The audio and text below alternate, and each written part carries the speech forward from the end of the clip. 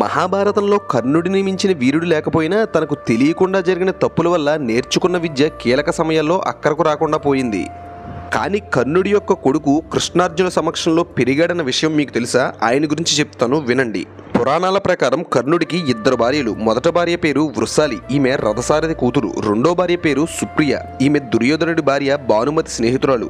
కర్ణుడికి 9 మంది సంతానం. వీరిలో 8 మంది మొదటి భార్య వృషాలికి జన్మించారు. ఈ 8 మంది కురుక్షేత్ర సంగ్రామంలో పాల్గొన్నారు. వీరిలో పెద్దవాడైన వృషసేనుడు తన తండ్రి కర్ణుడి రథం ముందు ఉన్న సమయంలో అర్జునుడు సంహరించి పద్మవ్యూహంలో అభిమన్యుడి మరణానికి ప్రతీకారం తీర్చుకున్నాడు. మరో 2 కుమారులు శత్రుంజయ, ద్రుపదులు కూడా పార్థుడి చేతిలో మరణించారు. మిగతా వారిని సాత్యకి, భీముడు, నకులుడు సంహరించారు. వృషకేతుడు మాత్రమే యుద్ధం నుంచి ప్రాణాలతో బయటపడ్డాడు. కర్ణుడు మరణించిన నాటికి ఈయన చాలా చిన్నవాడు. రాధేయుడు మరణం తర్వాత వృషకేతుడి బాధ్యతలను అర్జునుడు తీసుకున్నాడు. Wait for part 2 and do subscribe my channel.